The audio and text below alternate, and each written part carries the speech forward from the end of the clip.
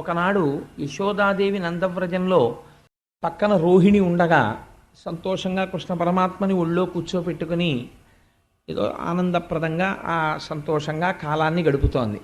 గడుపుతున్న సమయంలో హఠాత్తుగా ఒళ్ళో ఉన్నటువంటి కృష్ణుడు చాలా బరువైపోయినట్టుగా అనిపించాడు. ఏదో పర్వత శిఖరం ఒళ్ళో పెట్టుకుంటే ఎలా ఉంటుందో అలా అనిపించింది. దేవుడు ఇంత బరువుగా ఉన్నాడు పిల్లాడు అని చెప్పి పిల్లవాడిని తీసి పక్కన దింపింది.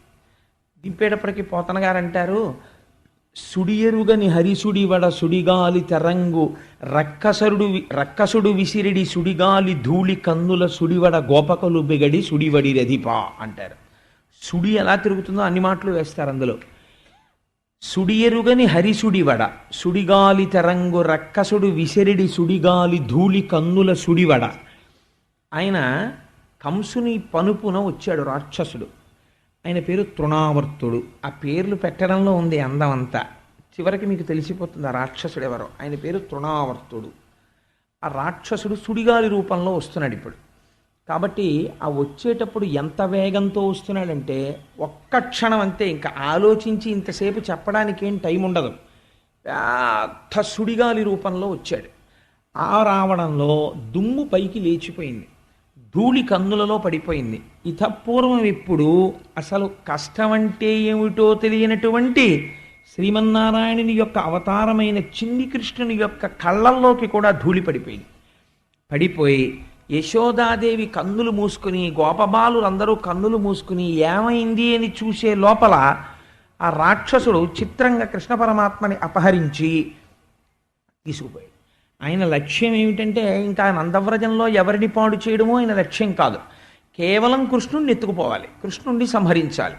అందుకని ఆవర్తము అంటే తిప్పడం, గిరగిర గిరగిర తిప్పుతూ పైకి తీసుకెళ్ళిపోయాడు. ఆకాశానికి తీసుకెళ్ళిపోయి ఆ పిల్లవాడిని చంపి కింద పడేయాలని తీసుకుని వెడుతుంటే సుడిగాలి వెళ్ళిపోయింది. ఇలా సుడిగాలి గుండ్రంగానూ తిరుగుతుంది, ముందుకి నడుస్తుంది. ఆ గుండ్రంగా తిరుగుతూ తనతో పాటు కృష్ణుడిని పైకెత్తుకుపోతూ అలా వెళ్ళిపోయింది. వెళ్ళిపోయేటప్పటికీ చూసింది యశోద, పక్కన కృష్ణుడు లేడు. ఇక్కడే పెట్టింది పిల్లాన్ని. మనకి రచనా వైశిష్ట్యం అన్నది ఎక్కడ బయటపడుతుందంటే ఆ సన్నివేశమునందు ప్రవేశిస్తారు. అది పాండితీ ప్రకర్ష. అందరూ అలా చేయలేరు. ఎవరికి ఈశ్వరానుగ్రహం ఉంటుందో వాళ్ళకే పడతాయి అలాంటి మాటలు.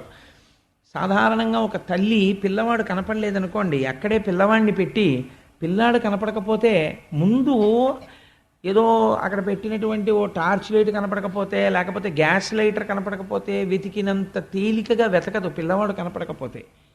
ఇక్కడ పిల్లాడిని కూర్చోపెట్టాను, పిల్లాడు కనపడలేదు అనగానే గాబరా వచ్చేస్తుంది తల్లికి. వెంటనే ఎంత గాబరా వచ్చేస్తుందంటే చెమట్లు పట్టేసి అరుపులు మొదలెట్టేస్తుంది. అప్పుడు ఆ పక్కన ఉన్నవాడు ఎవరో వింటాడు, ఏమైంది ఏమైంది అంటాడు. పిల్లాడు కనపట్టలేదు అందో. ఏమంటుందంటే ఇక్కడే పెట్టాను పిల్లాడిని అంటుంది. ముందు ఇక్కడే పెట్టాను పిల్లాడిని అంటుంది. ఆ మాటలో ఉన్న గొప్పతనం అది ఆ ఆపదలో ఉన్న తల్లికే తెలుస్తుంది.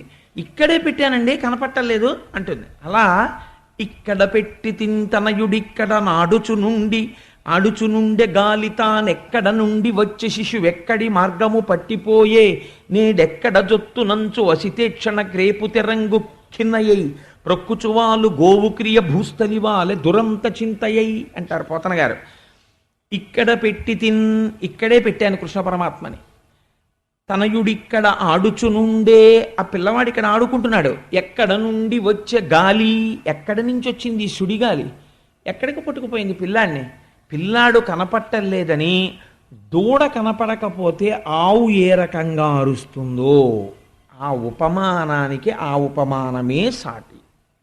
అలా ప్రొక్కుచువాలు ఆవు క్రియ, దూడ కనపడకపోతే అరుస్తూ బాధపడేటటువంటి ఆవు ఎలా అరుస్తుందో అలా భూస్థలివాలే దురంత చింతయ్యై, ఆ పిల్లవాడు కనపడలేదనేటటువంటి శోకంతో నేల మీద పడిపోయి ఆ మట్టిలో పొరలాడుతూ గుండెలు బాదుకుంటూ ఏడుస్తోంది తల్లి. తల్లి యొక్క బాధ అంటే ఆ పిల్లవాడు కనపడకపోయేసరికి తల్లి పొందేటటువంటి ఆవేదన ఇంకా అంతా ఇంత కాదు. అటువంటి ఆవేదన పొందుతుంది. నేను ఒకటి రెండు సందర్భాల్లో ఇలాంటివి చూసి ఆ రోజంతా నా మనస్సులో పోతన గారు మహానుభావుడు అందుకే ఇలాంటి పద్యాలు రాశాడు రా అనిపించింది నాకు.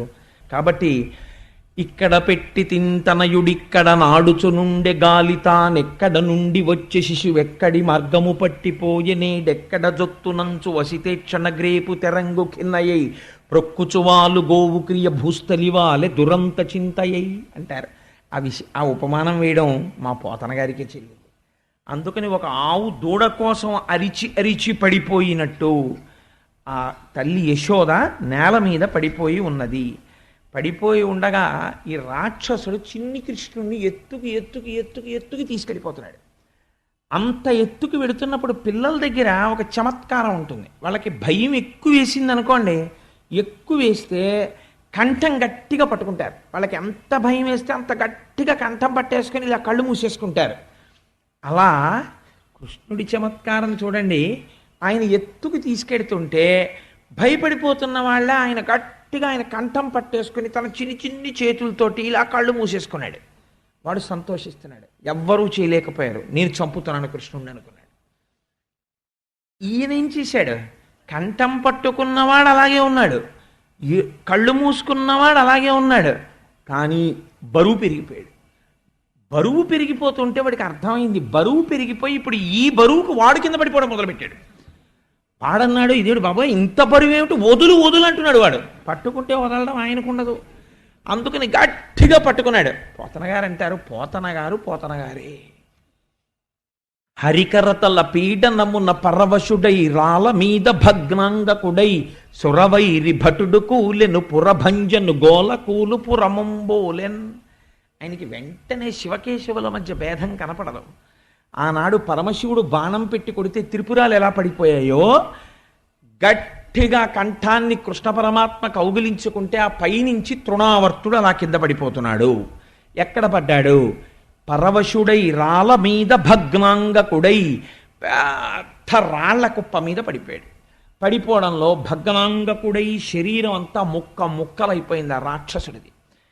ఈయన ఏం చేస్తున్నారు అంటే ఆ పడిపోయినటువంటి రాక్షసుడి శరీరం మీద పడుకుని మళ్ళీ ఏమీ తెలియని వాళ్ళ చక్కగా ఆడుకుంటూ అమ్మ కోసం చూస్తున్న వాళ్ళ దొంగేడు పేడుస్తూ పాకుతూ నించున్నాడు.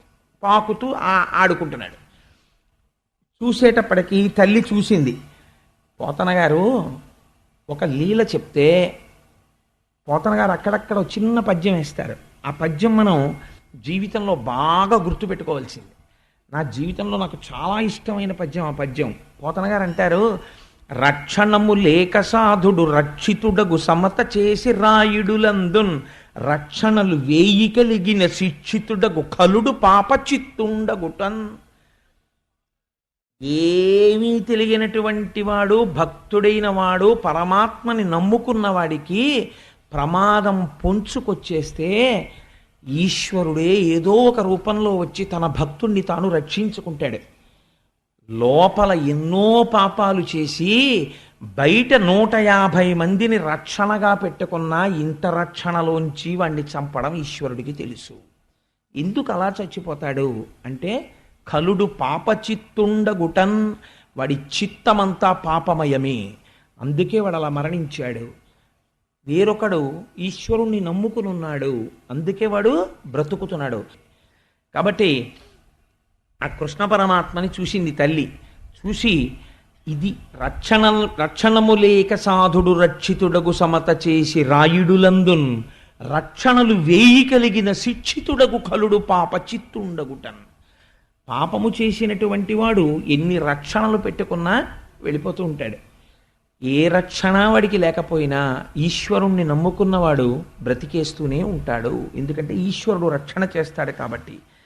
ఇక్కడే ఈ తృణావర్తోపాఖ్యానంలో యశోద ఆ రాక్షసుడి యొక్క కళేబరం మీద పడిపోయి ఉన్నటువంటి చిన్ని కృష్ణుణ్ణి తీసుకుని భుజం మీద వేసుకుని ఒక విషయాన్ని విజ్ఞాపన చేసింది.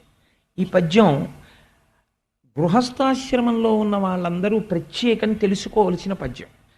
గత జన్మంబులని నోచితిమో యాగశ్రేణులేమేమి చేసితిమో ఎవ్వరికేమి పెట్టితిమో ఏ చింతారతిన్ పొద్దుపుచ్చితిమో సత్యంబులనేమి పల్కితిమో ఏ సిద్ధాశ్రమమునం త్రొక్కితిమో ఇప్పుడు చూడగంటిమి చటన్ కృష్ణార్భకున్ నిర్భయున్ అంది. పిల్లలకి గండ ఉంటుంది. ఒక ఒక్కొక్కసారి పిల్లలకి గండం తరుముకొచ్చేస్తుంది. అది ప్రమాద రూపంలో ప్రాణాల్ని తీసుకెళ్ళిపోవడానికి సిద్ధపడుతుంది. ప్రమాద రూపంలో మృత్యువు తీసుకువెళ్ళాలా తీసుకెళ్ళకూడదా ఈశ్వరుడు పరీక్ష చేస్తాడు. అప్పుడు ఫలితం ఇవ్వాలి. ప్రమాదమునందు వెళ్ళిపోతుంటారు పిల్లలు, అపమృత్యు వచ్చేస్తుంది, వాళ్ళ దీర్ఘాయుష్మంతులు కాకుండానే. అలా తీసుకెళ్లే ముందు తల్లిదండ్రుల యొక్క ఖాతాని చూస్తాడోసారి. ఇప్పుడు ఈ పిల్లాడి గండం గట్టెక్కించడానికి ఇలాంటివి ఏవైనా చేసినవి ఉన్నాయా, నేను ఈ పిల్లాడిని రక్షించవచ్చా అని ఏమి చూస్తారో తెలుసా అండి? గత జన్మంబులనేమి చేసితిమో, ఎవ్వరికేమి పెట్టితిమో. ఒక్కొక్క నాడు ఒక్కొక్క దేశము, ఒక్కొక్క కాలము, ఒక్కొక్క పురుషుడు ఆ స్థితి వేరుగా ఉంటుంది. ఒక శంకరాచార్యుల వారు మీ చేత్తో పెట్టినటువంటి ఇంత పిండి ముద్ద తిన్నారనుకోండి, వాడి జీవితం కోట్ల జన్మలు కాపాడుతుంది. నేను పొగిడానని అనుకోకండి వేదిక మీద. రేపు మహాశివరాత్రి, రేపు మధ్యాహ్నం భగవంతుడికి నివేదన చేసి మహానైవేద్యం పెట్టి ఫలహారం ఇస్తున్నారు. ఈ సభలో ఎంతమంది రేపు ఉపవాసం ఉండి ఎంత మహాభక్తులు ఉన్నారు. ఎవరో అందరూ మహాభక్తులే, కానీ మనకి తెలియదు, ఇక్కడ తెలియదు. చెబుతున్న నేను గొప్పవాణ్ణని మీరు అనుకుంటారు సాధారణంగా కదా, కానీ పేర్లు ఈశ్వరుడు రాస్తే ఆయన పేరు తర్వాత 3 కోట్ల పేర్లు రాసిన తర్వాత నా పేరు రాయవలసినంత మహాపుణ్యాత్ముడు ఒకటి సభలో ఉండి ఉండవచ్చు. అటువంటి పుణ్యాత్ముడు రేపు ఆ పలహారాన్ని ఉపవాసంలో శరీరం నిలబెట్టుకోవడానికి తింటాడు. ఈ ఫలితాన్ని ఈశ్వరుడు చూస్తాడు ఉత్తర జన్మలలో పిల్లల్ని కాపాడేటప్పుడు. అప్పుడు గండాన్ని తీసేస్తాడు, తీసి కడుపు చలవా అని పిల్లల్ని కాపాడతాడు. కాబట్టి అందుకే గృహస్థాశ్రమంలో ఉన్నవాడి ఇంటికి ఈశ్వరుడు ఏ రూపంలో వస్తాడో తెలియదు. ప్రత్యేకించి అన్నిటికన్నా జాగ్రత్తగా ఉండవలసింది ఎప్పుడంటే మహాపురుషులు వచ్చినప్పుడే. వాళ్ళు రారు అనవసరంగా. వచ్చారంటే వారి మీకు గొప్ప పంట పండినట్టు. వారు ఏదైనా పుచ్చుకున్నారా అది కోట్ల జన్మలు కాపాడేస్తుంది. కాబట్టి గత జన్మంబులని నోచితిమో, ఒక్కొక్క నోము ఉంటుంది. అది చూడ్డానికి చాలా చిన్న నోములా ఉంటుంది. ఒక కైలాస గౌరి నోము, ఆ కైలాస గౌరి నోము చాలా చిన్నదిలా ఉంటుంది. ఒక అట్ల తద్దె నోము, పూర్వం ఆడపిల్లలతో పట్టించేవారు అవన్నీ. అటువంటి నోములు చూడ్డానికి చిన్నవిగా ఉంటాయి, కానీ దాని ఫలితాలు కొన్ని కోట్ల జన్మలు కాపాడతాయి. ఎవ్వరికేమి పెట్టితిమో, సత్యంబులనేమి పల్కితిమో. సత్యం చెప్పడం చాలా కష్టం. ఎప్పుడు ఏ సత్యం అంత ధైర్యంగా మాట్లాడి ఆ సత్యాన్ని పలికామో, ఏ సిద్ధాశ్రమమునం త్రొక్కితిమో. మహాపురుషులైనటువంటి వాళ్ళు ఉంటారు, ఆత్మజ్ఞానులై ఈశ్వరుడితో సమానమైపోయిన వాళ్ళు ఉంటారు. అటువంటి రమణుల వంటి మహాపురుషుడున్న సిద్ధాశ్రమమునం త్రొక్కితిమో. ఒకసారి కాలందులో పెడితే చాలు, అంతే వాడి జన్మధన్యమైపోయింది. సిద్ధాశ్రమమునం త్రొక్కితిమో, ఇప్పుడు చూడగంటిమిచటన్ కృష్ణార్భకున్ నిర్భయున్. తనని తాను రక్షించుకోలేని స్థితికి ప్రమాదము అని పేరు. అటువంటి ప్రమాదములో కూడా రక్షింపబడ్డాడు. ఎలా రక్షింపబడ్డాడు? తల్లిదండ్రుల పుణ్యాన్ని ఈశ్వరుడు చూశాడు. కాబట్టి ప్రయత్నపూర్వకంగా గృహస్థాశ్రమంలో ఉన్నవాళ్ళు ఏం చెయ్యాలి అంటే ఇలాంటివి చేసి తీరాలి. అలా చెయ్యడానికే గృహస్థాశ్రమం వచ్చింది.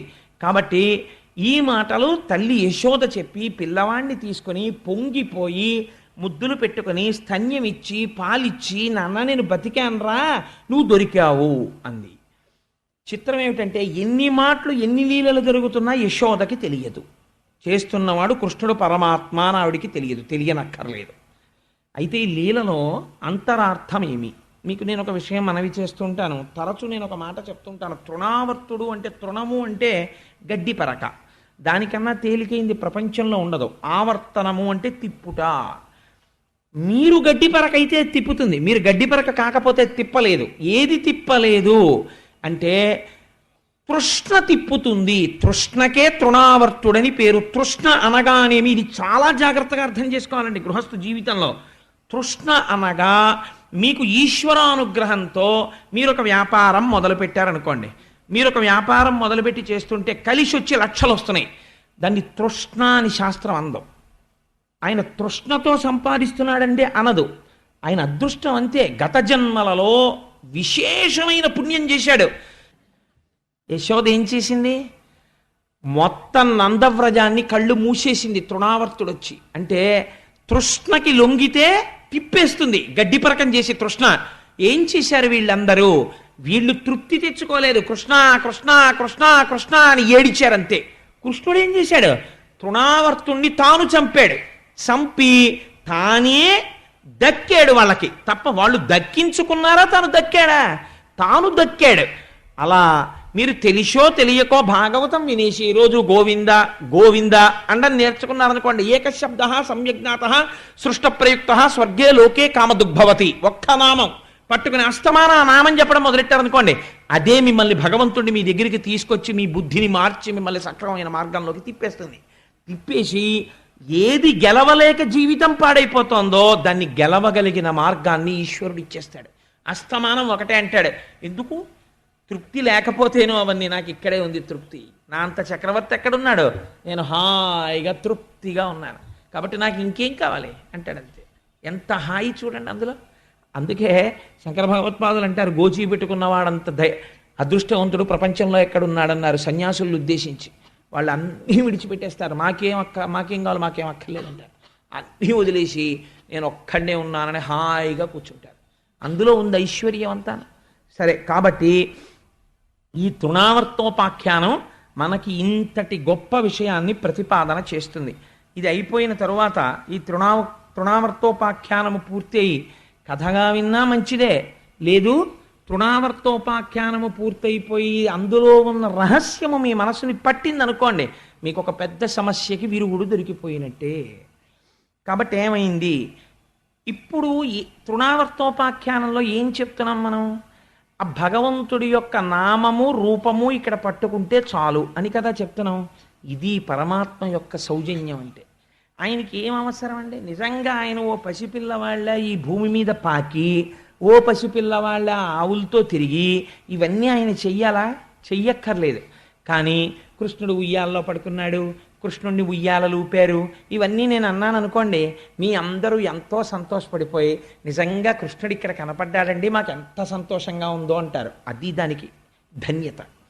అంటే ఇన్ని జన్మలలో జరగనిది ఇప్పుడు ఇక్కడ మనస్సు కృష్ణుణ్ణి పట్టుకుంది. పట్టుకోవడం చాలా ఉద్ధరించేస్తుంది.